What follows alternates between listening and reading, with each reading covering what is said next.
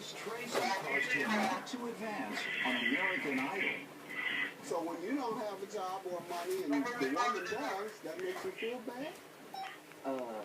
Yes, sir. Okay. I just really feel bad because, like I said, I love to sing, and that's what I want to do with my life. And because I'm not doing that, I just get depressed or whatever. And then everybody needs money, and I kind of couldn't. I didn't want to down Tracey for what she do because the way I love singing is the way she loves dancing. But on that point about not being able to provide for her, you might even be doing your best. And so a lot of times men turn to alcohol and drugs, or they leave to avoid that type of stress. So don't put so much pressure on yourself, all right? If you hit it big with the American Idol on your next go-around, you don't even need that. I just heard you sing. You're going to get a record deal. Somebody's going to call you. You don't need American Idol. You can get a record deal on your own. I hope so. So what happened with the car that she's suing you about? She said she paid for it, put it in your name, and now you're trying to take it. Well,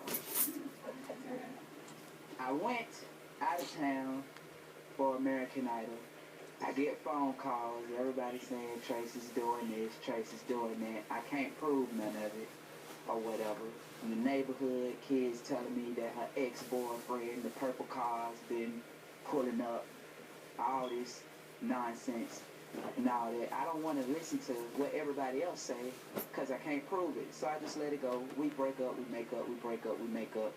Well, I have to go to work. We both agreed that she'll be driving the car, but when I have to go to work, because I work an hour away from where we stay, that I was going to drive the car because I have to go to work or whatever. She decides that she wants to go to the hair store before I have to go to work, and she said that she could make it back in time. She didn't, so when I got the keys, I took the car because of the simple fact that she don't have a license and she cannot drive.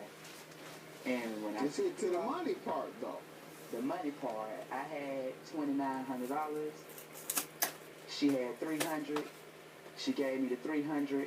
We both paid for the car or whatever. But you paid $29. Mm-hmm. And she never gave any more than $300.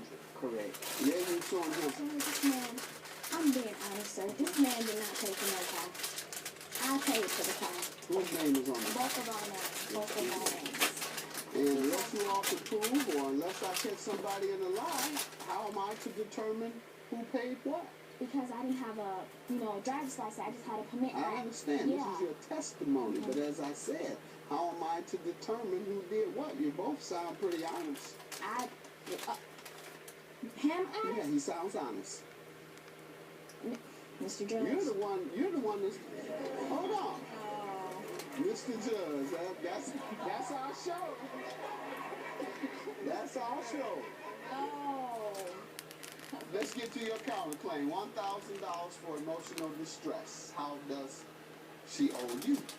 Because I really felt, I went to audition in New Orleans, and because I was just so stressed out because I'm worried about what's going at my home because we stayed together, I feel like I probably would have made it if she would have came with me or if all the drama wasn't taken. I know you're stronger than that. You're just trying to get a little money here today. I'm going to dismiss that. I know you're strong enough not to let that distract you. All you have to do is get out there and sing. Ma'am, both your names are on here, so the good news is that you all are both 50-50 owners. Yeah. That's the presumption. Whenever both names are on something, I'm going to grant you the money, and I'm going to grant him the car. All right? $3,200 for the plaintiff, and the title for you. It's yours. Have a good day. She tried to bust the windows out the car, and she tried to flatten the tires. No, I didn't. I still love Tracey. She's a very special person. I made a song about it, so we always gonna be friends. At least I hope we can be friends. Maybe.